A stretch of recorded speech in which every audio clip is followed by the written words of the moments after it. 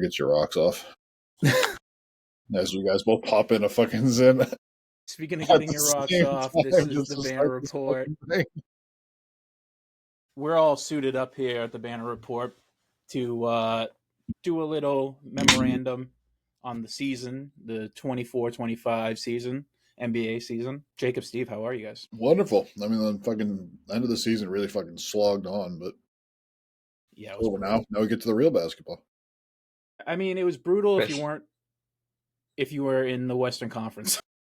If you were in the, well, it was brutal for other reasons. If you were in the Western Conference, like the 8 seed and the 3 seed were like a game and a half difference or something stupid. So, well, I feel like those were the. I was like, really I was wondering if it was just shake down the stretch. Yeah, that's true. It came down to that was actually fun regular season. So, I mean, do we want to jump into the bracket? Do we want to go through the awards? What do we want to do? Do whatever you want to do. I mean, like awards. I mean, I don't think we should go over all NBA teams or anything like that. I mean, like that's just. I mean, that's crazy. I don't even know who would qualify anymore. Like Jaylen Brown doesn't qualify; he'd be on one for me. Yeah, it's like there's too much. We don't watch every game like that. I mean, let's just start off with the. How do you guys feel about your Boston Celtics? How have you felt about the season? How do you feel going forward? I mean, people talk about this season like it was a down season. We lost 3 games. We only won 3 less games than last year. 64 last year, we were a dominant team. We won 61 this year, and we were terrible, apparently. And Porzingis missed like the first month and a half. Jalen missed 23 games. Tatum missed like at least 10 games, which is more than he usually ever misses. Like, we're injury riddled, or not injury riddled, but we're just taking breaks and taking rest, and we still won 61 games and didn't really sweat the whole season, the whole year. Didn't lose more than 2 games in a row all year. I feel like there wasn't much of a championship hangover like other teams have. Like I'd say we definitely picked up in the second half here, but also that just kind of feels like the go-to move. Oh, Tessie's barking. Tessie's ready to fucking go. Can you hear it? Fucking wall for the Celtics. But yeah, like Steve said, it's like kind of funny to like think about how the season was talked about, and then kind of just look at the end of the year, and it's like, oh, we only won 3 more games last year. And it's like we didn't have the historic margin, which I guess like adds to it, but also I was seeing that like we were still top 6 all time margin wise in Celtics history, and like every other team in that category won a championship. It just so happens that like the Cavs and the Thunder also have stats that are similar, where it's like anyone who's done this has won a championship. I feel like we have like 3 teams that are literally like that, where it's like 3 all-time great regular season teams at once. Weren't we we were also the most winning road team in Celtics history too? Yep. And we were 1 game short of being the most winning team, or 1 game short of tying the most wins on the road for any team in NBA history. Yeah. So it's just what our home record is, though. We're 33-8 on the road. That can't be that good. On the so our home record, we only won 61 games. So we only won 28-13 at home. That's weird. That's just some a little weird stat for you stat nerds out there about the Celtics team. But I mean, we sleepwalked through 60 wins, 61 wins. We sleepwalked it. And when you talk about like injuries, we made it through relatively unscathed. And there was a couple of landmines along. Who knows what this Jaylen Brown knee thing is that cropped up all of a sudden? But Porzingis, he missed the beginning of the year. And he got COVID 37 or whatever, and he missed the middle part of the year. But like he's back, he's ready to, for all intents and purposes, ready to go. And JB is hopefully ready to go. And I think the biggest takeaway from the season, in my opinion, is the margin's not there. But I mean, the progression. Tatum took like another big step this year. Just watching him play, he is night in, night out. Now, he almost never has an off night anymore. He's just like, when he's on TV, he is a must-watch guy now. And he has always been for us. Well, not always, but, he has been for us in Boston. But, like, now nationally, I'm starting to feel like you're going to get, it's going to be Jokic, SGA, which I think is stupid. And then it should be Tatum, who's mentioned right in the same breath, if not right after them. I would put Tatum above SGA if I was going to start. I would as well. I was going to start my team right now. I'd start with Tatum over SGA. Absolutely. Yeah. Oh no, but the conversation will still be like, it's SGA's time. Move over, Tatum, even though Tatum's younger But it'll always be like framed like that, where he's like Tatum's like for some reason the old toy that they like to put down all the time. It's like this kid is 27, It's because we've absolutely been doing so familiar wonderful with him things. Yeah, nationally. yeah, we had that 19 joke, and we all like to say that so much, but maybe that hurt us. He's It hasn't hurt fucking me. plays We enough won a games like championship. he's 19. That's Still, true. he still has youth on his side with the fucking injury luck and with being like playing through everything. There's a He's lot of basically games. he's LeBron in that aspect. There's Yeah, so many seriously, games knock this on year he wood. should have sat. Like after he rolled his ankle, fucking he missed the next game and then he played after that. These games don't matter anymore. Why are you playing? He's a sicko. That's why we love him so much. Because he's under the radar, just an absolute fucking sicko. He just loves to hoop and be a dad. That's all he cares about, and I'm fine with it, and that rules. That's what I want out of my ball players. But yeah, I mean, we could talk about I mean, obviously the biggest news of the year would be the Lakers and Luka and the fallout from that. I mean, if you in 10 years, barring, let's just say the Celtics go on to win another one, two-peat. Besides us remembering that, what will you remember this past NBA season for? It's gotta And be a what will Luka be trade. It's gotta right? be It has to be. trade. Like there's nothing else really big like that happened. Jacob, what else?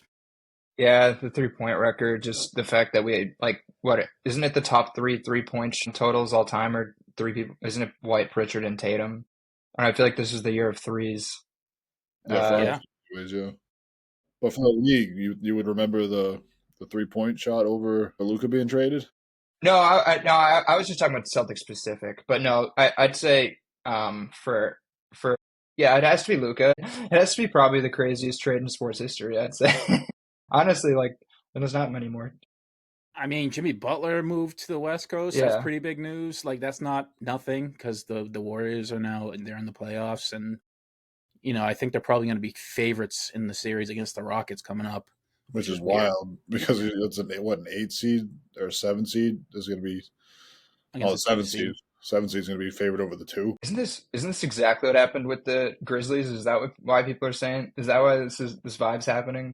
And didn't they lose the 2-7 to the Warriors?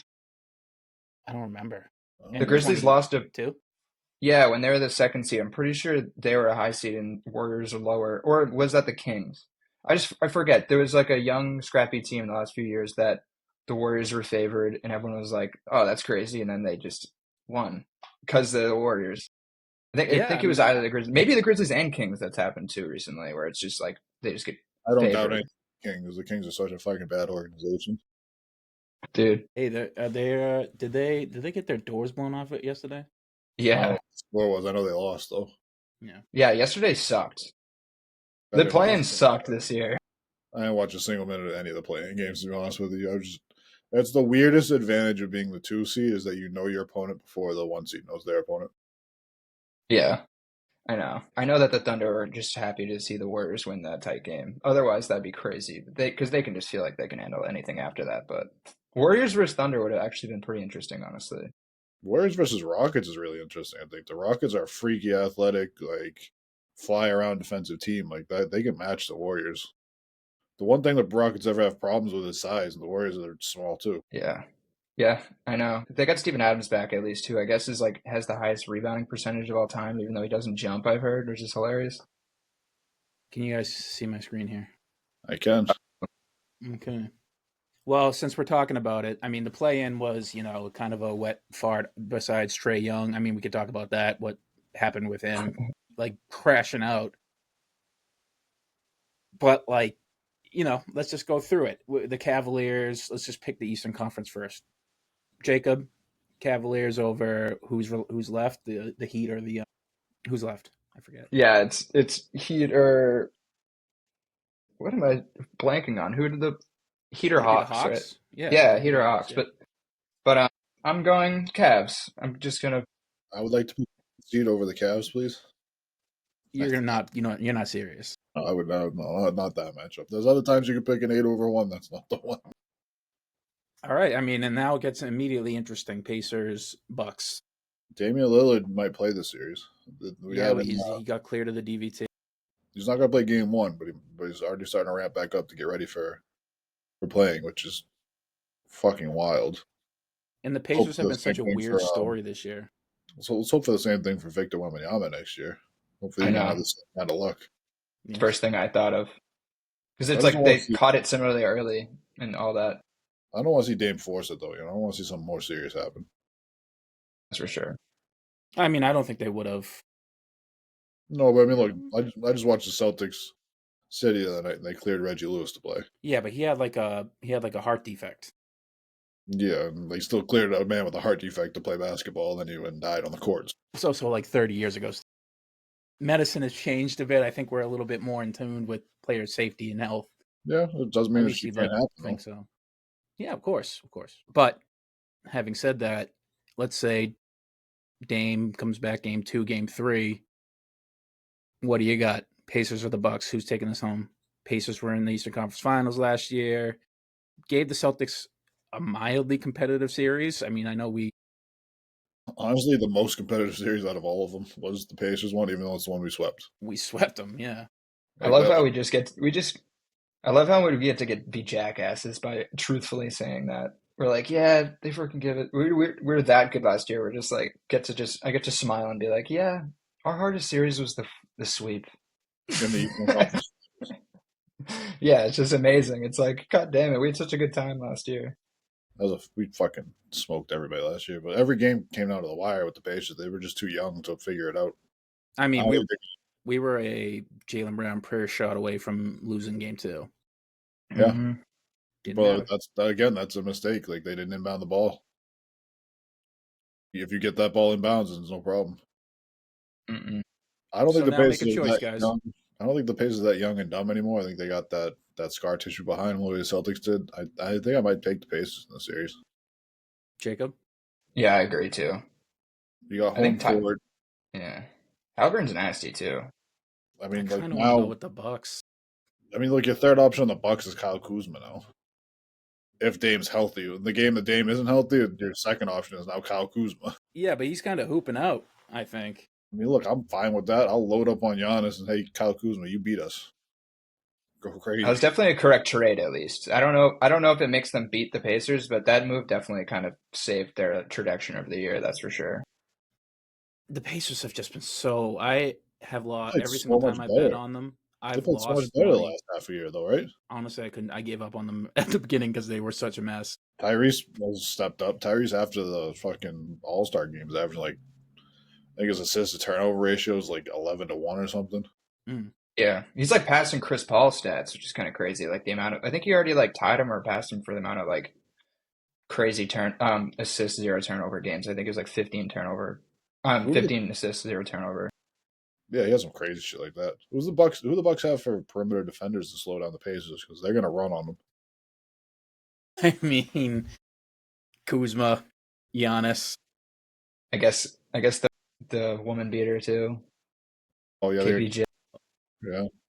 So they don't have a lot of defenders out on the perimeter to slow down these guys from breaking down their defense too. You're gonna have to play Yeah, Brooke Lopez to try and match Miles Turner's size too. And if Miles Turner's out there, then you can take him out of the paint.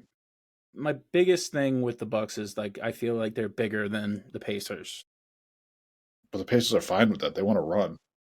Listen, I know, but it's just like the game slows down. I don't care who you are, and Shit. then it's We watched the Eastern Conference Finals last year. None of those games were slow. well, we were also the bigger team. No, we were dude, just the best. The Pacers are running football plays too. The Pacers are fun. You see this They football did plays it they're again. running? They did it again with that fucking Tyrese Halliburton 3 hit. Yeah. No, you know what I saw was that I didn't realize that game literally decided home court because that was Yeah, the tiebreaker. that was a huge game for them. Yeah, that was because I think they finished with identical records, and that was like the series breaker of like getting them the edge for the 4. So that like buzzer beater actually could be crazy influential.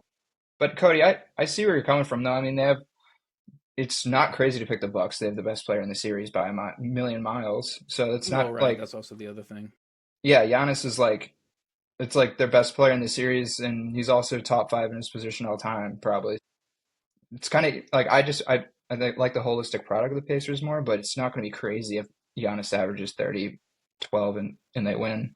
I think you've convinced me. I think I'll go Pacers as well. You want to talk about two teams that are just like they've been ice cold and incredibly flaming hot at different times. I just can't get a read on either of them. They've both been like so mid that's why they're the 4 or 5. Like, their overall season has been just so mid that they're 4 or 5. And Damian Lillard is a question mark. Like, when he does come back, how effective is he going to be? He's already slow. He's already old, so. Yeah, and if his offense isn't there, it's another guy for the Pacers to attack too. Having said that, a more compelling series, in my opinion, Knicks Pistons. This is probably going to be the best series of the first round. Would you say? I'd argue they're both just as compelling. Pacers Bucks, they don't like each other. Like, that's going to be a fucking battle every time of who's going to enforce what they want to do more. Okay, counterpoint. The Pistons have beef stew, and he is willing to fucking fight anybody. Ron Holland, the rookie, will fight anybody as well. Yeah. You know, Ron Holland played 81 games this year as a rookie. That's sick. For him. And the only game he missed was the one because he's got in the fight. He gets suspended. That was the only game he missed all year. I watched that live. That was nuts. It's the opposite of Mike Mikal Bridges, like his like goody two shoes award by getting like subbed in and subbed out. Like he's the opposite. He's like the only game he missed, he got ejected for fighting. I think this is honestly I want to pick the Pistons, but I can't really convince myself to do it. I think the Knicks are just a better team. I think their Pistons are a little young, but they are some of the stats with them, some of the gameplay that they're getting from people like Malik Beasley is, it's nuts. So I don't know. I mean, do the Knicks playing all those minutes? Do they catch up? Does it catch up to them? They're going against a scrappy team, willing to bang you down low. Pause. I don't know. What do you got? Look, I gotta go. I don't want to. I gotta go Knicks in 6. I think the Pistons can punk them for a couple of games, though. I think it's gonna be a big test of Jalen Duren for sure. It's gonna be a big test of Karl-Anthony Towns and Jalen Brunson, I think, because the Pistons are gonna be as physical is. Like Definitely. They're gonna say we're gonna beat the hell out of you for every single minute of every single game. So we're gonna see if the Knicks can take that and deal with it, or if they're gonna shrink a couple times the series. Let the refs get in their heads, let the no calls, let the physicality get to them. Once again, I think the Pistons are the bigger team. Yeah, you got to think of it. Freaking Cat's gonna have a brutal series. He's gonna be getting banged up by Jalen Duren, and freaking beef stew. He's gonna be in hell. I'm just gonna be watching Cat literally every game, just looking at his face, just seeing for comedic faces and stuff. It's when Beef's like mashing him. Oh yeah, this is like gonna really make or break like the temperament on that move in general. That's for sure. I mean, I think the move was stewed for the Timberwolves, not for the Knicks in general, anyways. But like it being some overwhelming success will definitely fall flat if they somehow get eliminated for like they do worse than last year. Basically, that'd be crazy. But I agree. The logical pick is the Knicks. I just want to pick the Pistons, but the logical pick is the Knicks. I'm with you. I think it's in 5. Knicks in 5. I got the Pistons at least taking 2. I think that Cade's going to have himself a great series. I think it's going to be a coming out party for Cade. I don't think they have enough firepower around him to beat the Knicks, but I think that they can steal 2 games at least, where they can get in the Knicks' head. They do have enough firepower to beat the Knicks. They're death by a million paper cuts, and then you have Cade, who's a beast, a top 15 guy. And we all know everything tightens up a little bit in the playoffs. So how well are those outside guys going to be shooting in the playoffs against the Knicks? There's a lot of question marks on both sides. I think a lot of like, I guess we're going to have to see with this guy in that series, and that's why I think it's probably going to be the most compelling. You know what, Steve? I think I'll go 6 too. I think I'm going to back down because I do think this is going to be the best series besides maybe Lakers Timberwolves. I think 7. I think Knicks win at home in 7. Wow, I love that. Pistons can pull 3 off. Yeah, one of the better rebounding teams versus a very, very short team, and it's not like Josh Hart is much of an advantage in this series with an athletic new Josh Hart type with Asar Thompson on the other side. You know what I mean? Like, I feel like they match up pretty well, like defensively. If anything, like the Knicks are kind of in hell with some of the matchups, but like the offensive superpowers of the Knicks should propel them. But it's like if you actually look at like the bodies, you're like, yeah. So yeah, It's going to be a good series. I'm excited. That's definitely the best in the Eastern Conference until we get to the conference finals. Moving on, the hometown, the C's versus the Magic. Magic have been a interesting story all year. Probably the most injury bitten team. They're not going to have Suggs. Well, the most injury bitten team in the playoffs, I'd say. But I'd say the Pelicans are probably the most injury bitten team. Well, yeah, nobody cares about the Pelicans. They were signing guys to 10 days that I haven't heard their name in 3 years in the league. Yeah, fair point. The most injury bitten team in the playoffs for sure. What are we thinking here? It's going to be a good series, I think. But go ahead. I think this is 5. I think we give them one just like we always do, but I think it's just season 5. Sweeps are so rare. I think people forget that. I think we dropped 3 in Orlando and then just smoked them the next 2 games. I think that we I think we sweep. I'll take the sweep. I think they all know that everybody's a year older. You know, they saw last year what happened to Porzingis because they were fucking around in Miami. Like, I think that they go out there and they understand they need to take care of business, and I think they understand that Knicks Pistons is probably going to be at least a 5-6 game series of just absolute physicality, and I think they want to get in and out of it with 4 straight and start wrestling for Knicks Pistons, especially with the first round being so goddamn long. I mean, Game 3 is not till Friday.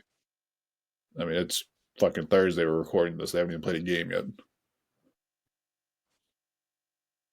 I could see this going 4 or 5. I can't see it going more. If it goes more, then I think we're hitting major panic territory because that means something's going woefully wrong for us. That means we can't score more than 100 points, basically. Right, and that's the thing. When the game slows down, the offense slows down. The Magic, their offense is the worst. I think they were like 30th in the league or something. They're miserable on offense. And they don't really have the outside shooting to keep up with a team that's a top 5 scoring team, especially where they make their living from 3 like we do. But barring Banchero becoming Superman all of a sudden, I don't think this goes more than 5. Yeah, I know. I think honestly, saying me in 5 is like what Steve's prediction could totally happen. I'm almost being pessimistic saying we drop a game because there's no real reason to lose any of them. That does feel like a pessimist. Like if we lose one, that's like the worst case scenario for this. God forbid something worse happens. I don't want to jinx anything. Yeah. The only way we could lose this series is if you'd have to have 2 or 3 starters go down. That's the only way you could ever lose a series. Well, I mean, Jaylen Brown's he's got a big. It's another reason why this series I'm hoping for 4 games. Get more rest for Jaylen. Give him another shot in his knee. Absolutely. You get another because he'll be doing cortisone shots, I think, probably for the playoffs. He probably did a PRP shot first. And the one guy that I think would injure us is out, Mo Wagner. So that's good. He's kind of like the dickhead of that team. Yes, he is a dickhead.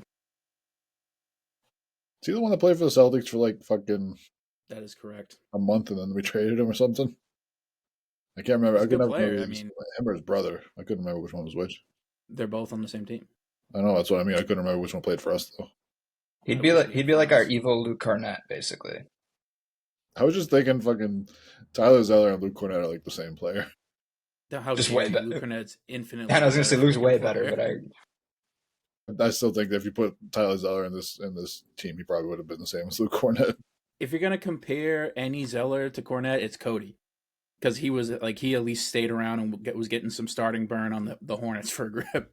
I mean, yeah, starting burn on the Hornets, like sweet. I mean, but yeah, Tyler Zeller couldn't even do that. He's getting starting minutes on the Celtics. Okay. On a route to getting Jason Tatum and Jaylen Brown. Yeah, tanking era. Cody Zeller was on the road for championships at fucking Charlotte. I don't know what we're talking about here. I think he was on the 4th seed Hornets. I think they did peak at that point. Steve, the cardiac Kemba Hornets, dude. The Al Jefferson Hornets. Ooh. Yeah, they're playing Cody Zeller next to Al Jefferson. That's a wild space. With all Celtics, Kemba Walker. True. Yeah, you're right. The entire team just Gerald became Celtics Wallace. eventually. Well, no, that was Charlotte Bobcats, Gerald Wallace. No, yeah, I was just kind of joking, but Courtney Leaves might have been on that team. Who knows? Mikhail Petrus, was he on there for a grip? Caleb Peach. Let's stick in the Eastern Conference. Cavs, Pacers. That could be a fun one. I think I'll take the Cavs in 6, but I think that could be a fun one. I think really Cavs too. Play. I like the way the Pacers play a lot. I got the Cavs in 5. We haven't really talked about them, but they're obviously, I think they're going to cruise to the ECF. Now, if it ended up being Cavs Bucks, would you still pick Cavs in 5? Yeah. You'd still think that Giannis couldn't carry them? I think the Pacers weirdly are a better matchup. It's hard to explain. They're faster. That's why the Bucks are big and lumbering, and the Cavs don't play like that. Their bigs aren't really like that. Yeah, and the Pacers offense likes to move. It's. I think if Donovan Mitchell's going nuclear, which he's liable to do here and there, you're going to need the firepower to keep up with that. You're right, Steve. You keep looking at something. I was looking out the window. I got 80. Same. Knicks, Celtics. I got the Celtics in 5. Jacob? Yeah, I'd say 5. The Knicks are just such a terrible matchup for us. Like they haven't beat. Did they beat? They beat us once. No, they didn't beat anyone. They beat us at all this year. The Knicks were 0-10 against the Celtics, Cavaliers, and Thunder. Right. Are we 0-2 against the Magic this year, though? No, we played Magic 4 times. I think we're like 3-1. No, I think we or at least split. I think we have a losing record against them. No, I don't think so. Well, if we do, it's like injuries are part of it. You also got for who though? They're injured too. But for the Knicks this series, you also gotta imagine the Knicks squad that's coming into the series if they beat the Pistons. Yeah, just absolutely just beat up and are like probably the second round Knicks that we saw last year, where it's just kind of a shell of the product that they had all season. Is this right? We played them 3 times this year. Is that right? I thought we would have played them 4. Well, I mean, this is according to StatMuse. We lost in Orlando.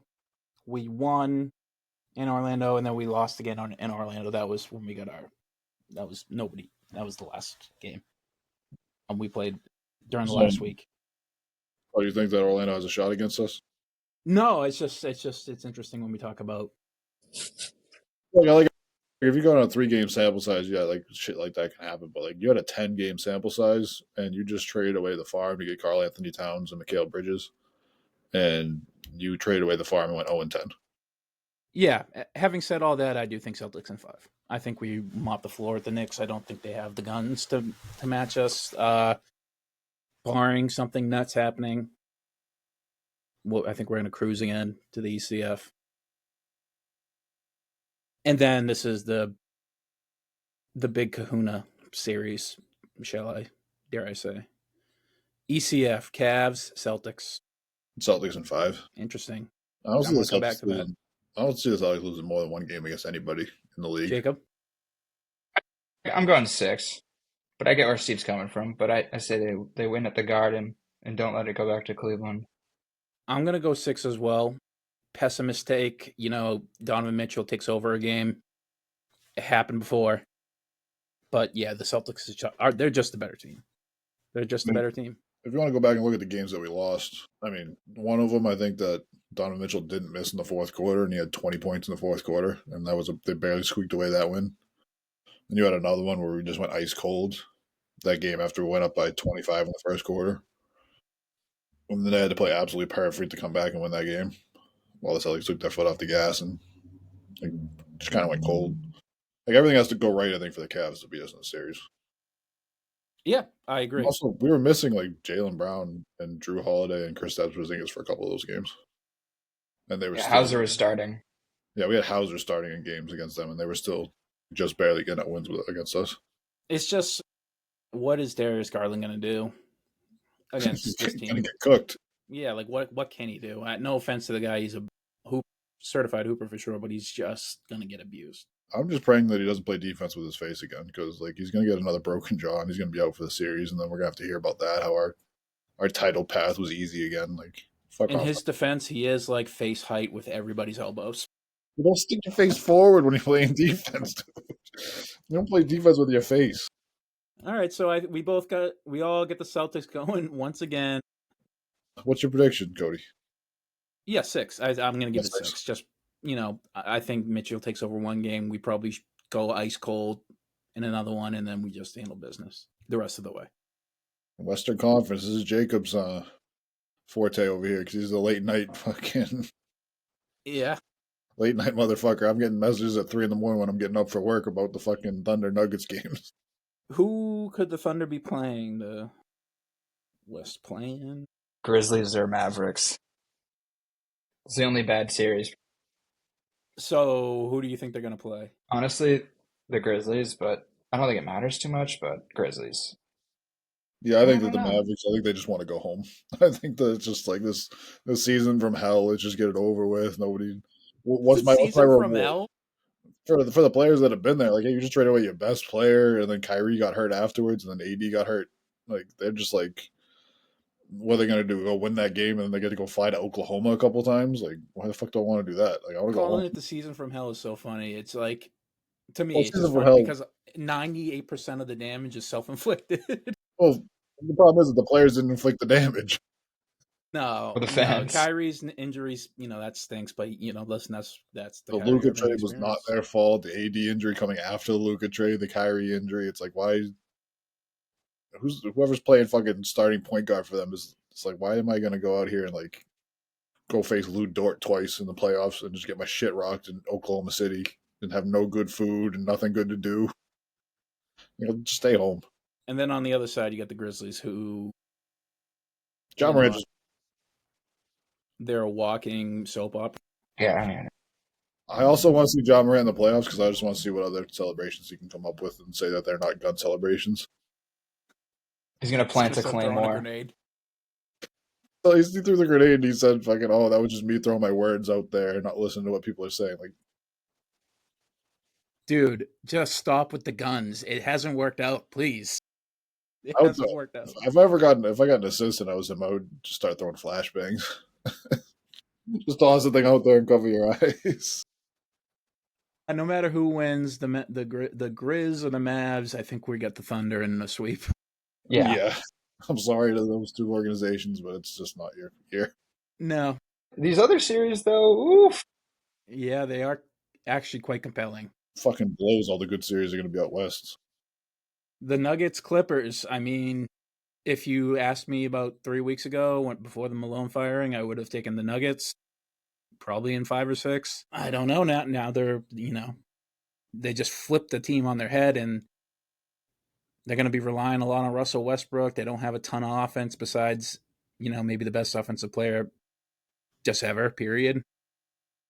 Clippers are sort of a kind of Cinderella story, and they got Kawhi back, who seems like he's finally once again committed to playing basketball. James Harden has been good all year, but will his lurid playoff career come back? Who knows? Yeah, I mean, I think they really managed Kawhi right because it seems like he's healthy and ready to go for the playoffs. It's the first time I've seen him do that in a while. But can he make it through a whole playoffs? Is obviously the big question. It sucks to ask it, but like we haven't seen him make it through a full playoff since Toronto. So, I mean, like I think Clippers in 6. Honestly, Clippers. I think with the Malone firing and everything, you're relying a lot on Jokic, but I think that Kawhi and James Harden have enough firepower that they can beat that team. And the defense of the Clippers and Zubac has played Jokic pretty well. I think that they could do it. I mean, I'm going to take the Jokic over in points because what I think they're going to do is they're going to let Jokic shoot whatever the hell he wants and just stop everybody else. This is the thing. He shoots, but he doesn't miss. No, he'll drop 50 on you, but he also might lose a couple of those games where he's dropping 50 because nobody else has anything going. Jacob? I mean, I think Steve's take's sound. I'm going Nuggets in 7, which in that estimation, I'm totally saying that the Clippers could totally win the series as well. I think it's gonna go very long, and And I think, yeah, like you're saying, this is the best Kawhi's looked in forever. But it's just such a team where we could just get so disappointed. Like I feel like there have been a few years where we think this, and then Harden turns into a pumpkin, and then Kawhi, like I think last year or the 2 years ago, he was healthy going in and got injured in like game twos. Like I don't want to, like obviously we don't want anything like that to happen, but it's almost like with these people, it's like hard to predict a good long playoff run like with the resume. So I don't The know. clip the Clippers are either going to be a story we tell our grandchildren about, like, oh, that Clippers team came in as a 5 seed and they dominated the Western Conference and they, hopefully lost in 7 to the Celtics, or they're going to absolutely flame up out in 4 or 5 in the first round. It's the addition by subtraction. And Clippers, they just were like got rid of Paul George, and they're like, our team's way better now. Actually, I mean, like I wouldn't even call it a flame out if you lost to Jokic. Like that's like hedge in 4 or 5. Oh, I mean, I guess in 4 or 5, yeah. But even then, like if you lost in 4 or 5, it's probably because Jokic went nuclear. And it's like at some point, what are you going to do? I mean, they got the best body comp on them. That's for sure. An unbelievable matchup, just size wise. Yeah, but then what else are they going to do when they drag him out of the paint? Yeah, that's where it's going to be like, what's Jokic going to do? Because Jokic only posted up 10 times against the Clippers all year, and he averages 11 a game. So I don't know who to pick here. I think I'll go Clippers in 7. There you go. There's a tie series. It's going to be a fun series. I actually might have to stay up and watch 1 or 2 of those. I mean, you got Tyronn Lue, championship experience coach, like championship level player, and Kawhi, championship experience in that. Jokic, obviously championship. You can't say they have a championship level coach anymore, though. Yeah, true. I was gonna say Zubac. I thought went to the finals with the Lakers, but he didn't. I don't think he ever played for the Lakers. Yeah, he played for the Lakers. He won a championship with the bubble.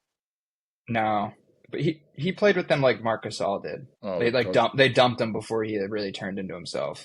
Yeah. I mean, it's gonna Jamal Murray. We didn't even talk about him, but a lot of the series is gonna hinge on him. He's gonna have to deal with Kawhi.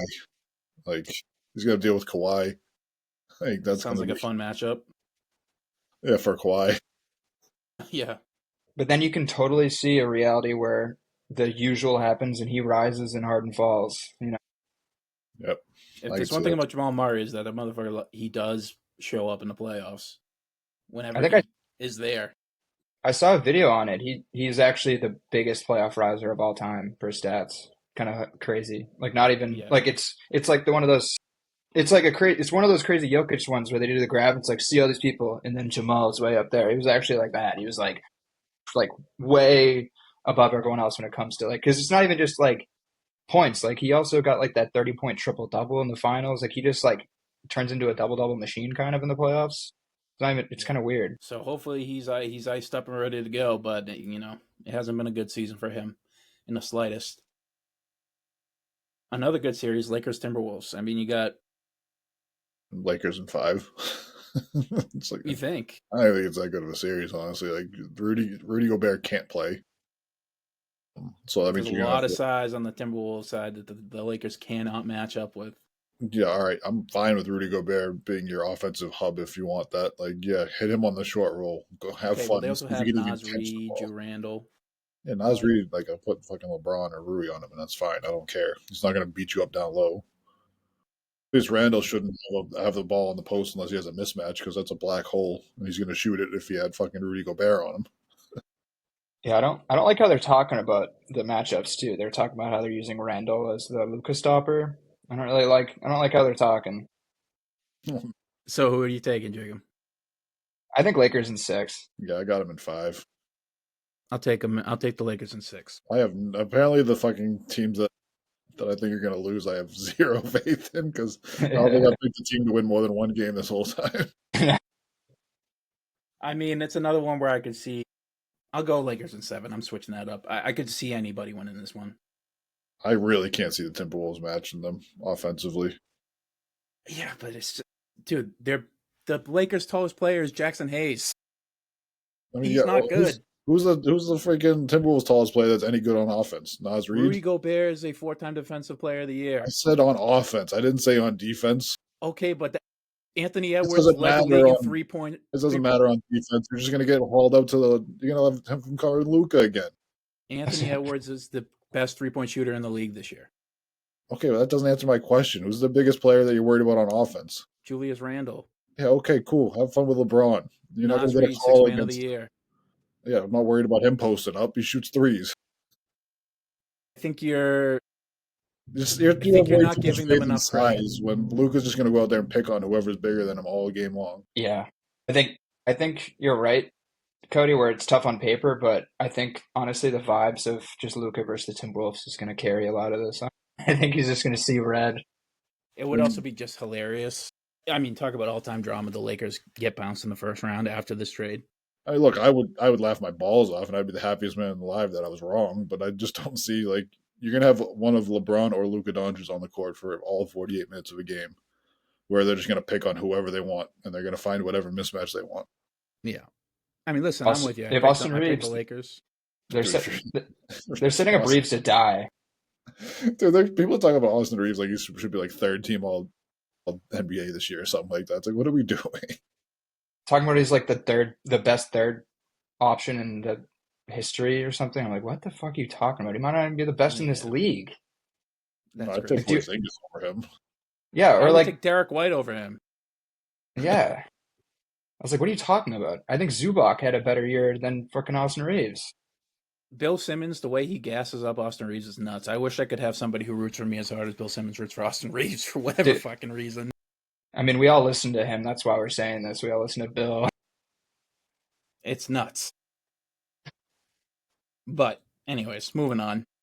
Rockets Warriors. Like we said, the Warriors are catching probably the favorite money in the series. I mean, what are your takes?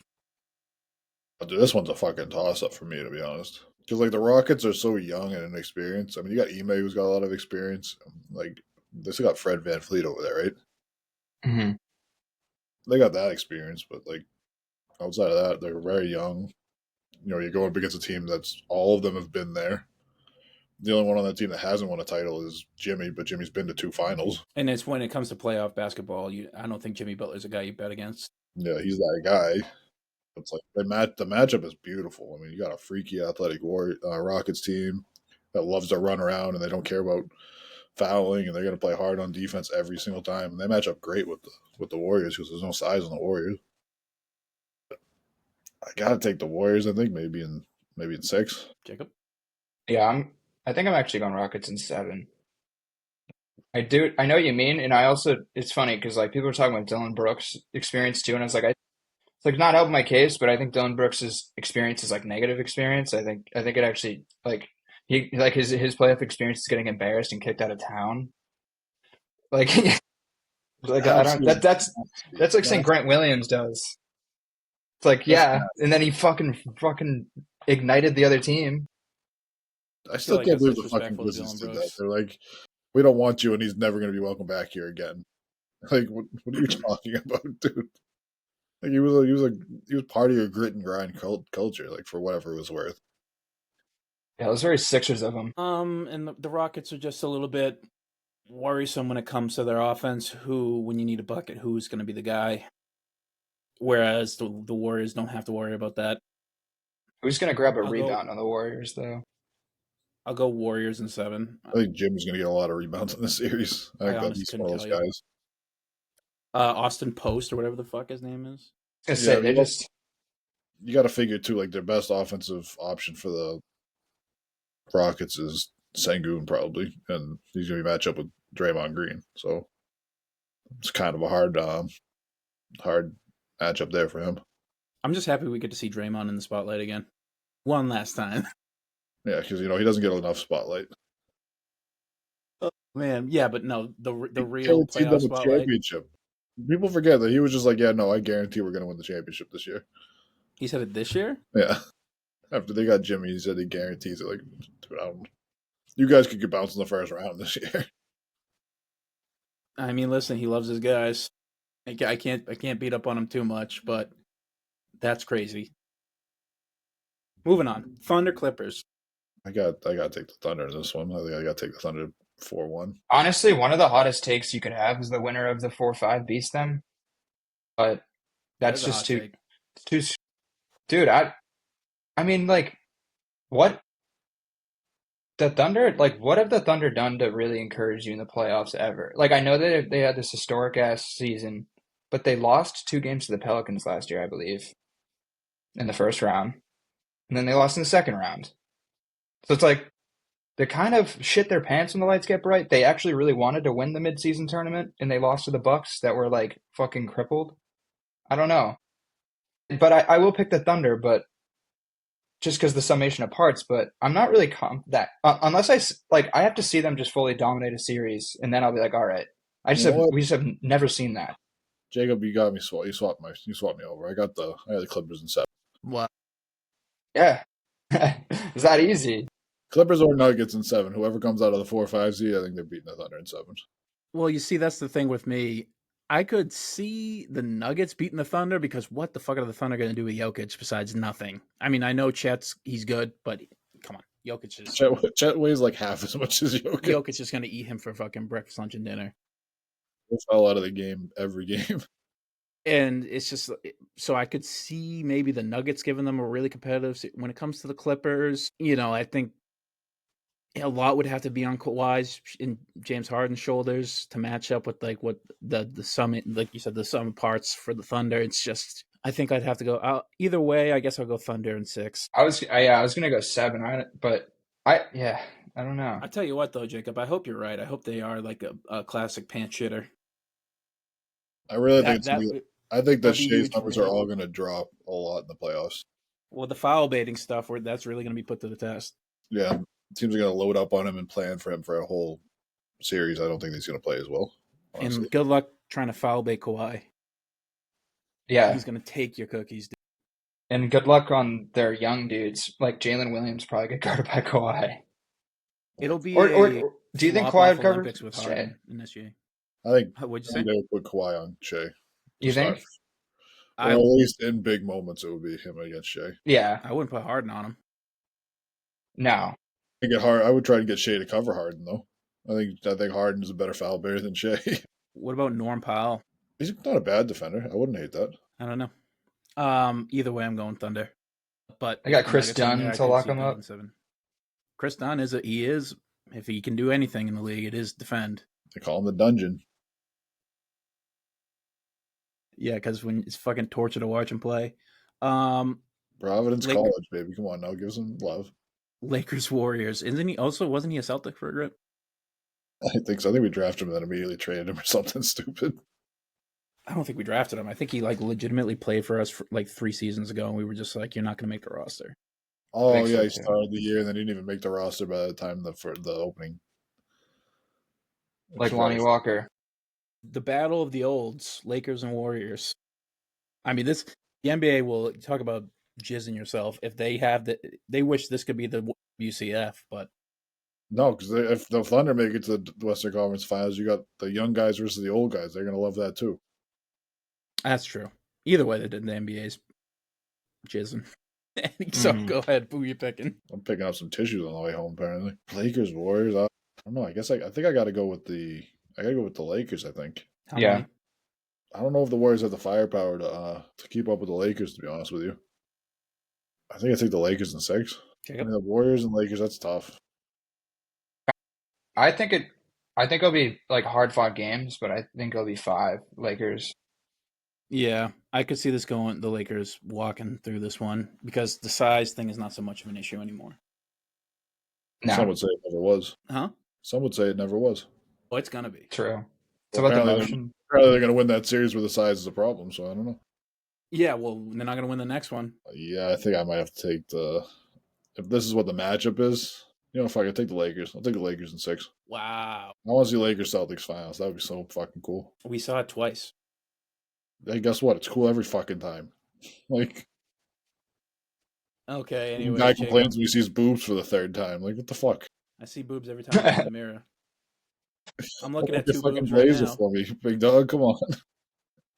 No, my boob. And that's what I'd want the most because I think we'd fucking destroy them. but Yeah, because it would just be a rematch of Luka versus Us. those demons would be fucking swirling through his Yeah, head. Oh, so good luck with good luck facing KP and Yeah, JT. well, hopefully healthy. Yeah, I'd go Thunder though, but I want that, but I go Thunder. I think if they get this far, the LeBron's just so broken down by then. well, that's the thing now. All the offense isn't on him anymore. That's true. Now he has But Luka that can carry him for some games. yeah, that is true. But also Luka was a bag of bones by this point too last year. But I don't know. Yeah, I just gotta I'll pick the Thunder, but I see the vision though, like the whole Luka LeBron thing. It's just the roster difference is pretty insane. I'm gonna go Lakers in 7. There we go. I'm pleasantly outnumbered. I'll take that. Partially because I agree with Steve. I would like to see, and I think everybody wants to see this. So, you gamblers out there, just check who the ref matchups are in the WCF, in the ECF for that matter. But having said that, it's just Luka in LeBron versus SGA and who else, like Chet and Bunch of like it's 20-year-olds. just. And I know the Thunder are like some of their parts. Their team is loaded. They're 9-man rotations loaded. When it comes nut cutting time, you're gonna bet against Luka and or LeBron. I'm probably not gonna do that. Yeah. And yeah, like you're saying, like the summation of parts shrinks. Like your ninth and 10th don't matter as much. Yeah, like what's his name? Isaiah Joe gonna be that good? Yeah, the Maybe. Lakers are gonna But play 8 dudes, so it's like you got to beat those 8 dudes. If you have 9, sure, or 10, some will have fresh legs. But I don't know. I agree. It could definitely go Lakers. You also and got to figure they're also going to start taking away everybody else too. The Lakers are going to do a good job of saying, you know what, Shea, you go get 30. We don't care. JW, you're not scoring. Chet, you're not scoring. A good coaching battle. definitely. JJ's a really good coach. I mean, like we all kind of thought he would be, but damn, he did a pretty I good felt job this year. honestly, I felt bad when he got that job at first because like that's just like a death sentence job, especially for your first coaching job because you have LeBron. So like anything that you do wrong is anything that happens is going to be your fault, not LeBron's fault. You're the Lakers, which haven't been a good run organization for the last few years. Have been chucking coaches in and out, and then halfway through the year you get Luka Doncic. So Well, right. I think at the beginning of the year, everybody's like, "This is a dead man walking," and then no, I don't think anybody, including JJ, thought what would happen happened. Would happen, but To JJ's credit, though, they did get to a top 5 defense after the trade, which is yeah, that was insane. like 2 weeks, and then all of a sudden now they're like 15th or 16th. Yeah. Well, that's because I think LeBron like lost the sugar high. You know, And he was LeBron, very he had a lot of LeBron went out adrenaline for a rush. couple weeks too with that strain. Was it oblique strain or something he had? Something like that. now the granddaddy of them all, Lakers Celtics, the finals your granddaddy told you about.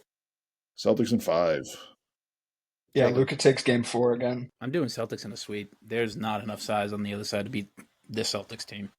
Yeah, see, this one size matters because we have skilled size. We got Tatum on LeBron and Brown on Luka, and then Jalen no, and then Drew and Derek White on Reeves. Well, just think: is this Lakers team better than last year's Mavs team? And I think that's not at all. I think this last year's Mavs team would walk over this Lakers team. No, I think this Lakers team is better than last year's Mavs team. All right, let's hear it. You got LeBron and Luka versus Kyrie and Luka. So off the rep, your top 2 is better. Okay, but The third option the was Mavs team's a little bit deeper. yeah, well, your third and fourth option were PJ Washington and Derek Lively, who can't score for themselves. At least you have Austin Reeves on the Lakers to help you out a little bit there. I just think it's better. They're pretty hard to compare. They're just such different teams. It's like really hard. It's really hard to like weigh how much Lively and like Gafford and like Yeah, Lively, Gafford, and PJ Washington you're rounding out your starting 5, and none of them can do anything on their own. Well, that's fine, but when they were on Luka's team, they didn't have to do anything on their own. Well, when you faced the Celtics, they did because you're deciding. Well, right. Listen, I don't think either team, this Lakers team or last year's Mavs team, would have ever beaten the Celtics. They weren't going to beat them, but I'm just saying, like the Celtics will just say, you know what, you're gonna have to score on your own. We're not going to let Luka set you up every time. And this Lakers team has guys in there that you can just pass them the ball, they can go get their own, you can run it through them. Yeah, They I have think two they're in the guys. same tier. Like they're in the same like tier, and it's like you know what I mean? Like they're not some super team, but they're top heavy and they got parts around it that work. So it is hard. I'd love to see that series. Be good series. I mean, look, it's a weird take. I think this Lakers team is better, but I think the Celtics will beat them easier because I think it's just a matchup thing. Yeah, they're in hell. Interesting. You have to have Austin Reeves on the floor to keep up with us scoring wise, and like that's food. Like Luke has to be on the floor to stay to keep up with us. That LeBron's gonna have a game where he's tired. I'm assuming at this point in the series, after going through the fucking Timberwolves and the Warriors and the Thunder, he's gonna have a game where he's not gonna be 100% on defense, and you're gonna be able to attack him. I don't know. Either way, congratulations to your 2024-2025 Celtics on back-to-back winning championships. I think besides two series, we were all in agreement. Besides, a couple of games. Even the series that we were on a disagreement in, those were kind of toss-up series, anyways. Like the 4-5 Clippers Nuggets, like that's kind of a toss-up series. Absolutely. So yeah, let's hope it goes this way. Total points for the Finals MVP in the whole playoffs. Score in the just overall. Yeah, I guess just like the Finals MVP will be Jason Tatum. He's going to average 30, so that'll be 120, 270. Is there like a bracket challenge? 420. This is the bracket challenge, yeah. Oh, I didn't even know there was one for the NBA. 30 times what? 5? We got 1, 2, 3, 4 different series. Oh, I thought this was just for the final series. Yeah, so it's 570. I think he's going to average 30. No, it's the finals MVP, bro. Score in the 2025 playoffs, bro. Oh, this question sucks, though. Yeah, it's a fucking terrible question. I'm not going to argue with you on that, but that's why I could say, yeah. 570 is what my guess is. All right, Jacob, how many points will Jason Tatum score in the 2025 I'm just going to go with the same thing, dude. I don't know. That is a weird-ass question. I'll go one more. Yeah. 571 then. 5,712. Had himself a hell of a fucking player. Scored 100 points a game. That'd be sick. All right, we'll submit it. All right. It would also be very funny if that was just for the NBA Finals and he actually did score like 400 points or something stupid. All right, let's do some awards here. Let me pull up FanDuel. Let's just start with MVP. I got Jokic. It's a two-horse race. I got Jokic. I mean, like his overall stats are just crazy. He's averaging like 33, 12, and 11 or something like that. First center to ever average a triple-double. First player ever to be top 3 in points, rebounds, and assists per game for a whole series. First player ever to be top 10 in points, rebounds, assists, and steals per game in a season. And he was top 3 in all because he's somehow second in steals. Yeah, he was top 3 in steals. Yeah, that's fucking wild. So he's top 3 in points, rebounds, assists, and steals per game for an entire season. And this team was hot garbage without him. And if you go and look at all the shit going on behind the scenes, I mean, like, we know MVP is a narrative-based fucking award. I mean, look at they fucking fired their GM and their coach because they weren't talking to each other, and the coach wasn't playing the GM's guys, and the GM was trying to get everybody fucking traded. And he still dragged that team to 50 wins on his back. And the on-off numbers are ridiculous. Like they're like one of the worst offenses in NBA history when he's on the court, and they're one of the best when he is. I think they're negative 10. Are you in line with him as well? You thinking it's Jokic? Yeah, I think so too. I think it's a pretty compelling race, but I go Jokic. I think that the only counter argument is that, I don't know, SGA he's on the best team. Best player in the best team. But like, sure, the Tatum should have got last year then.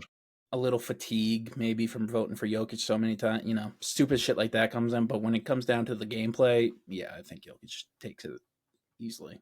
He arguably had a top 5 season ever. Yeah, and his team's like floundering. Ever. I would listen to that argument 7 days a week. Yeah. Dude averaged, the one thing he had to improve in his game, he did. He averaged 41% from 3. Disgusting. Which is wild. Like, what are you going to do with the fucking guy? The 7 foot 300-pound guy that can shoot 41% from 3. Jesus. Doesn't even that was literally the one thing that I mean, obviously rim protection, but he's just figured out that doesn't matter. But somehow he just did the math.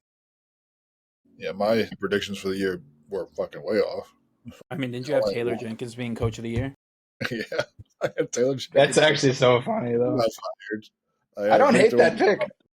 I had Vic, I think and I gassed it up. He got hurt. He got sick, I guess.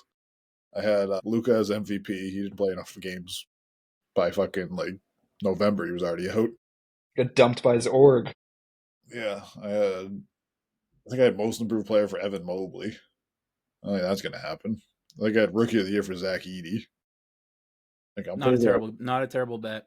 I just went over. The only bet that was like gonna hit was gonna be Vic. Speaking of which, defensive player of the year, obviously Wembanyama, like you said, was running away with it. Who do you have instead? Forfeit my vote and still vote for Wembanyama because even though he hasn't played in like 2 months, he still leads the league in blocks by like over 100.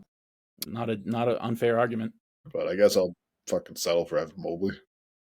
He is the favorite. I thought Draymond was favorite. Or is it bouncing around back and forth? I don't know. He better not be, dude. He spoke that into existence. This doesn't tell you favorites. What'd you say? I said he better not win, dude. That'd be really annoying. He literally spoke that into existence. That'd be so annoying. He's really good at defense. I mean, if there's one thing the guy can do is play some good defense. I don't even think it's been that good this year, though. I mean, I don't know, really. I mean, I could see Evan Mobley, and then Lou Dort is your other option. I don't know why Lou Dort's getting more love than fucking Dyson Daniels. I was going to say, I'm picking Dyson, actually, outright. You pick Dyson over Evan? Yeah, he averaged 3 steals a game, brought the Hawks from bottom of the league in defense, basically, to middle of the pack. Kind of middle of the pack defense that Trae Young is, your 1A, is kind of insane, I think. Yeah, he brought them like 13 spots in ranking. Like, I think they went 27th to 12 then to 15th or something. And 3 steals a game. About it. Ridiculous. On Simmons' podcast, but he was talking about like they actually have like a fairly good defensive setup once they get rid of Trae. Once Trae's gone, which seems like more and more is the case this offseason. Dyson Daniels, Risa Shea, fucking Jalen Johnson. Like they kind of have like a nice defensive team that they can structure around, which is not good for us Celtics fans. Maybe they're doing it so they can keep Trae Young.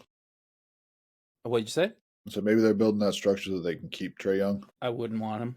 I wouldn't want to. I think it's time to get off of him while he still has value. I can see it. Yeah. I don't know. Yeah, I agree. It's definitely the best person to pair with him, but it's just tough to win with someone like Trae. Yeah. I'll go with Mobley. I think Mobley's going to take an award home just because he's definitely fair. He's on the best Cavs, and the Cavs needed somebody to win something. Yeah, and it'd be weird, like a team that ran away with the Eastern Conference. Team that ran away with the Eastern Conference last year didn't win anything. Huh? Team that ran away with the Eastern Conference last year didn't win anything. Yeah, but that's anti-Celtics bias. We won Executive of the Year. Brad Stevens. Yeah, Steve, what the fuck are you talking about? Brad Stevens, hello. And speaking of which, NBA Coach of the Year. Not Taylor Jenkins. Correct. This is like the most compelling year ever for this award. You got 5 fucking choices. JB Bickerstaff and Ime. And then we were talking with JJ, but I would about Mark Daigneault. I mean, they're not going to give it to him again, but I might have picked Ime for Coach of the Year. Actually, I can't remember. I think I was flip flopping on that. No, I picked Ime because it wouldn't let me pick Edie and fucking Taylor Jenkins because fuck me, that's why. Because I was going to hit that fucking parlay. If that was Steve, whatever you say. No, fuck. Was it Bickerstaff's the coach of the Pistons? Yeah, they flip-flopped. Dude, they had 14 wins last year, 44 this year. It's a 30-win swing. One of the biggest swings ever. They didn't add anybody to their roster this year, right? Like, it wasn't any big names. They got Tobias Harris back. I was just about to say that. Did you listen to the Trill pod? It was so funny. No matter where he goes, they go to the fucking playoff. Because he was, technically the big, person's he was the biggest player added, so technically he's on the record books for being one of the bigger winning they have him on the thing you move Tobias, you win 30 more games basically in the history books. It's kind of like that young being Wilt went from fucking Philly to fucking somewhere and they won 40 more games something like that because they got Wilt. And it's right behind that is Tobias Harris going to the Detroit Pistons. I mean, Paul George is the antithesis of that award. Yeah. I want to give it to Bickerstaff. They'll probably give it to Atkinson. I think they should give it to Biggerstaff. I don't think they should give it to Atkinson. Especially with how it ended last year. Yeah, I mean, whenever it Biggerstaff ended. had that team in the Eastern Conference semifinals last year, and they lost to the eventual champions. Like if we didn't give it to Joe Mazzulla because he was handed the keys to a Ferrari, then I don't think Atkinson deserves it. No, for sure. Sure. Not much really changed materially for them either, though. They just kind of exploded with this new system. Same with Rockets too. I mean, obviously everyone just got older. That helps. It's kind of interesting. I mean, that's how it should be. Like a lot of these teams just kind of got better with a somewhat similar roster. Was it because Cade was injured a lot last year? Do you think that's why they kind of made that jump this year? That, and I think wasn't like Monty their coach who. Yeah, Monty also was a coach, and he gave up coaching a long time ago. Yeah, they like hated him. Speaking of coaches, Devin Booker's going on his 8th coach in 11 years. That's pretty good. That's how you build an organization. It's the smartest move the Suns have done in a while is cut him before he cut himself. 6th man of the year. Peyton. PP. Malik Beasley has a compelling case. Is this compelling? Can you give me a compelling case that doesn't involve him hitting the most threes in the league? Okay, Steve, that's like saying Michael Jordan. Tell me why Michael Jordan isn't the greatest of all time. Is the greatest of all time if he can't score. They're pretty similar cases. It's kind of Peyton's. Hitting threes is like, all right, but like, what else do you do? Also, is Pritchard known for taking it to the basket all the time? Like, no. No, but he's more efficient with his shooting than Malik Beasley. And he does what the Celtics need for him. I don't think that's true. Well, then wouldn't Beasley average more points than he does then? I think they're like very similar. But I think it's like difference between like 16 and 15 points per game or something like that. But I think they both have pretty good cases. I just think with this award, you just give it to like the team that performed better with the bench. I feel like this is kind of a team award, like whatever. Also, team. Ty Jerome. Nobody's bringing him up. He sort of fell off. Nobody's bringing him up because he's not going to fucking win. God damn it! Fuck you. He's very good though. He'll annoy me in the playoffs we face him. That's for sure. Oh yeah, he's going to be a problem for somebody in the playoffs. That guy, he's really good. Shout out to Ty Jerome. Come on the podcast anytime, bud. Suns could have kept him. Another thing fucked up by the Suns. The best move the Suns ever made was trading Monty Williams and DeAndre Ayton, to be honest. Yeah, Ayton can't even do shit on the Blazers. So Pritchard's averaging 3-point attempts a game. He's hitting at a 41% pace. Very good. So is it like 3 a game, yeah? Yeah, just about. No, not Malik Rose. Is that a cornerback for fucking Michigan? Beasley is he's been in the league a long time. Beasley's averaging 9 attempts per game. He's hitting at a 42% pace. And he's hitting about 3.5. 3.9 4 a game. 4 a game. So I mean, like, I still think that's Pritchard. I still think Pritchard has more of an impact than Beasley does. I don't know. Pritchard is that also true? 100 offensive rebounds this year at fucking 6 foot as a guard. Like, that's pretty impressive. I want you to sway me off Malik Beasley, and you're not doing a great job so far. But keep the only going. stat that I've ever seen that supports him is he hits a bunch of threes. But like outside of hitting threes, he doesn't rebound. He doesn't pass as well as Pritchard. You can't run your offense through him when he's coming off of the bench like you do with Pritchard. Like I just see Pritchard as he does more for the Celtics. I think if you removed Pritchard off the Celtics team, I think this team would be fine. If you take Beasley off the Pistons, terrible argument. Why? That's a bad faith argument because the Pistons are an upstart team right now that needs every single person on the team to play well for them to get to 44 wins. If you put Pritchard in Malik Beasley's shoes, then Pritchard would probably end up starting on that team. No, he wouldn't. He'd be a starter on that team. He's taking Kate Cunningham's spot? No, he wouldn't. Who's the starting point guard then? Kate Cunningham. Who's the starting 2 guard then? Probably Asar. I don't know. Somebody else, somebody to match up on defense. Yeah, Pritchard would be their point guard, and Cade would be your 2 guard. Jacob, what's your thought? Other than homerism in the fact that the Celtics did better, there's not much, so I'm going Pritchard anyway. But it's the pretty similar case. Both flamethrowers off the bench, both pretty damn good players, and very similar stats. I just think, I don't know, I watch more Celtics ball, and I just know the impact Peyton has with my eye test. He just kind of fucking like I assume Malik's the same way, but the way that Pritchard comes in and just stops momentum of the second unit on another team is crazy. The one thing Steve said that I think I totally agree with is that Pritchard does a lot of other things better than Beasley does. Like Beasley is he can defend pretty well too, which I guess is a leg up on Pritchard. But Pritchard is a good defender for being undersized, majorly undersized. Geez, I think this is tough. I want to give it to Pritchard. Obviously, that's my guy.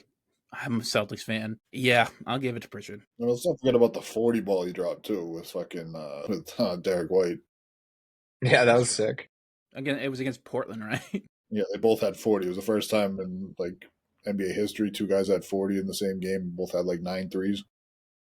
Very likely duo. First time in Celtics history two guys have had 40 in the same game, which is wild. Because you would have thought that at some point like Bird and McHale did it, or fucking Pierce. Even RJ's. Yeah. Pierce and Garnett. There's been plenty of 40 and 30 games for the Jays, just not 40-40. And I think that's it for your awards. Am I missing anything? I mean, clutch play of the year. We get most. Yeah, most improved. Oh, most improved. I don't really have a vote in this because I can't really think of anybody. Zubac is mine, pretty easily, honestly. I think Cade has a good shot at this. Honestly, I don't even think the stat differences are that much more for Cade than Zubac. Zubac jumped 5 points per game, 3 whole rebounds per game, and an assist and a half per game. And he played 80 games. And was like the third best. It kind of surpassed norm for the third best player on the Clippers. 80 games as a center is wild too. You never see center doing 80. No, and I was surprised to see that he jumped more than 5 points per game. Like that's kind of a lot, from 11 to 16 and a half, and from 9.2 rebounds to I think 12.9. So it's like kind of he went up 5 points. And then went up 3 rebounds. It was a lot. That's not like going from fucking 2 to 5. Now he's the top 3 rebounder in the league. 9 to 12. You got Evan Mobley as your favorite, and then you got Zubac, and then you got Austin Reeves. Yeah, I can see it. I guess I'll vote for Evan Mobley again. He can win multiple awards, and then the Cavs can't afford him, and then they'll have to blow up their team. I think he's going to take home one. If he doesn't take home Depoy, he's going to take home this one. If he takes home Depoy, then I'll probably go Zubac. It's wild that fucking Bam Adebayo doesn't get more love for Depoy too. Because his team's trash. He might be. Jimmy tanked him. He might be the most versatile defender in the league. Yeah, his offensive woes this year really just killed the vibe, but the defense didn't drop. Yeah, he's got to be like your third option on offense if you want a championship team. Like you can't run your offense through him, and he's not reliable enough to be your number 2 for a long stretch. Rookie of the year? I don't know. Name 3 rookies and pull a fucking name out of a hat. Like I don't know. Stephon Castle's your favorite. That's the only one I knew of actually. Reese Shea and the guy from Memphis. Yeah, I was going to say I'd go Wells. To be honest, I'll go Castle. I'm thinking Castle. Castle was fucking killer this year. Honestly, I feel like don't know. If you think about the minutes restriction on Ja and how fucked the Grizzlies team was this year, and that they're the second seed most of the year, and he had a pretty big impact on that. He was just one of those dudes that played for Ja a lot. So, but I feel like it's a pretty silly rookie of the year race, though. And with that is your 2025 awards. We're not doing clutch player because I don't even know what the fuck that means. Jason Tatum. No, it's Jalen Brunson who's favorited. Fuck Jokic. Jason Tatum. He has the most clutch shots in the league this year. I mean, Jason Tatum is my MVP. Well, guess what? I think he's my MVP. He's my Depoy. He's my most improved player. He's not my sixth man because he lied and he said he was going to come off the bench last year and he never did. I think you could honestly make a solid argument for MVP and Depoy for him. Yeah, he is one. He's underrated as a defender. But yeah, that's it. That's all I got. It's going to be a fun playoffs. I'm excited finally to get into some basketball that actually matters in the Eastern Conference. Easter Sunday, fucking first game of the playoffs, 4:20. Oh yeah, Boston Marathon. Steve celebrates for other reasons. Yeah, I'm gonna after I leave my grandma's, I'm gonna be so fucking stoned. We don't support drugs in this program. I'm hoping that game's a blowout so I can go sleep early because I gotta go pull a fucking couple of dumpsters out of the Boston Common before the fucking parade or the marathon. But yeah, on Monday. A fucking blow. Well, guys, you got anything else you want to talk about? World's going to hell in a handbasket. Tariffs. You got tariff talk for me? Sox are 500 again. That just seems like that's how they're going to be. They're going to finish the 81 and 81 like they do every year. Hey, it'll be an improvement. I thought they were 81 and 81 last year. No, I think they won 78 games last year. Yeah, we were looking like we were gonna make. Yeah, we didn't end up hitting the wild card or that. I have a hard time fucking rooting for him when Aroldis Chapman pitches for him. Yeah, the Cuban Missile. Yeah, that was his girlfriend called him. No, that's because he throws over 100-mile-per-hour fucking fastball, and he's from Cuba. But yes, Patriots draft coming up. Who are we picking? You guys know better than I do. Are we taking Hunter? I don't think he'll slide to us. Because I think is it going to be Cam Ward's going to be number one. Yeah, and Tennessee's made it pretty abundantly clear they're taking a quarterback, and he's the best one. There's another quarterback. Is Shedeur going top five? Shedeur Sanders. He's the one that's sliding out of the top 4. So somebody else you think is going to take Travis Hunter over us? Probably the Giants. He seems to keep going back to New York. Oh, wait, no, but they're after us. See, I don't even know. We're 4. I know we only got 4 because it's Tennessee, Cleveland. He's not going to Cleveland. Not the Panthers, right? The Jaguars? The Jaguars might take him just because he fits that kind of a mold. They had that. Who was that fucking corner they used to have? They used to talk all this shit. He used to talk shit to Brady, and he was an absolute stud. The only one I'm thinking of is Richard Sherman, but he played for Seattle. They had AJ Bouye for a bit. It was way back when Brady was playing. Keep Talib? Yeah. For the Jaguars. I think he was number 21. The thing is, Steve, you said I don't know anything about football. I think you know more than me. I just remember some random guy that used to jaw at Brady all the time, and Brady used to fucking pick on him. I think the Patriots are going to take, if we don't trade out of the pick, which is looking increasingly likely that we won't, I think we're probably going to take either the defensive tackle from Michigan or probably the guy from LSU, or we will reach and we'll get the guy, the tackle. His last name's Membu. He has the biggest arms in the goddamn draft class. I like that. Longest. Boy can reach.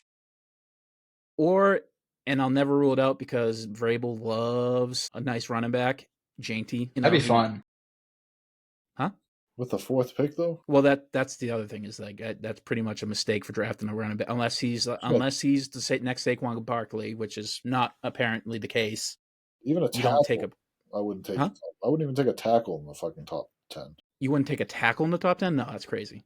You have to if he's a stud. What is he gonna? Unless you're fucking convinced he's the next Joe Thomas. Well, yeah, that's the thing. There's not a Joe Thomas in this draft, but if there is, you take him in the top 10. There's not a Joe Thomas in this draft, so I'm not drafting a tackle at number 4. I mean, that's what we need.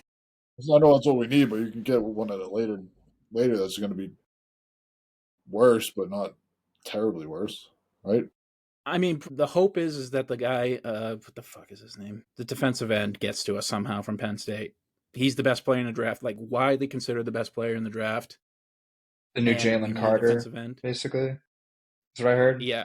Yeah, he is the most surefire thing in the draft. And you got to figure one of the first 4 picks is going to quarterback. So, you have a decent chance of getting, if he can slide. He has a foot injury that apparently is actually fine, but, Oh, that's scary. A big boy with a foot injury?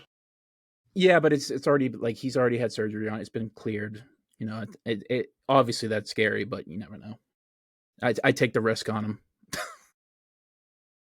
Either way, Patriots are going to be in for probably a better season than last year. One can only fucking pray. Yeah. I know the Celtics are carrying the city. Jalen Ramsey, that's who I was thinking of. Oh, yeah. Ramsey's a beast. Jaguars. He's still in the league.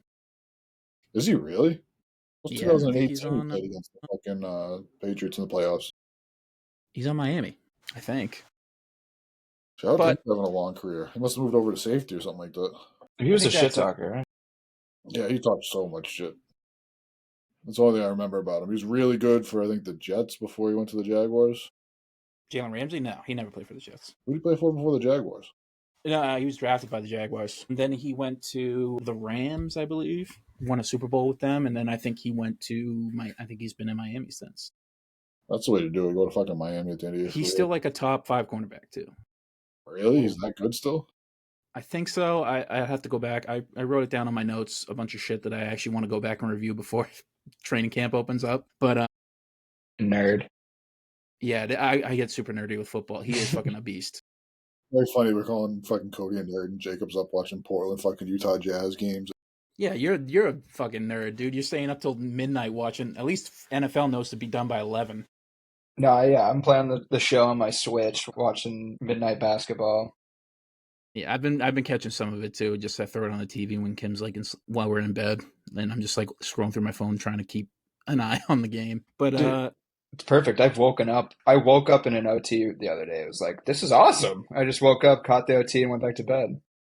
all right, guys, I'm gonna cut it here. This has been a good basketball season. Celtics sleptwalk to 61 wins, and we're gonna hopefully sleepwalk to another championship. Hell yeah, fuck yeah. All right, boys, go see. Go Love see. you. I was gonna get my towel. No. Go get it. Tell me off, baby. I don't know where it went. Oh, right It's here. gone. From the home court. Hell yeah. Where'd you get that? You Nice. go to a finals game? One of Erin's moms like knows someone who works at the building, and they just had like a million of them on the floor after they won.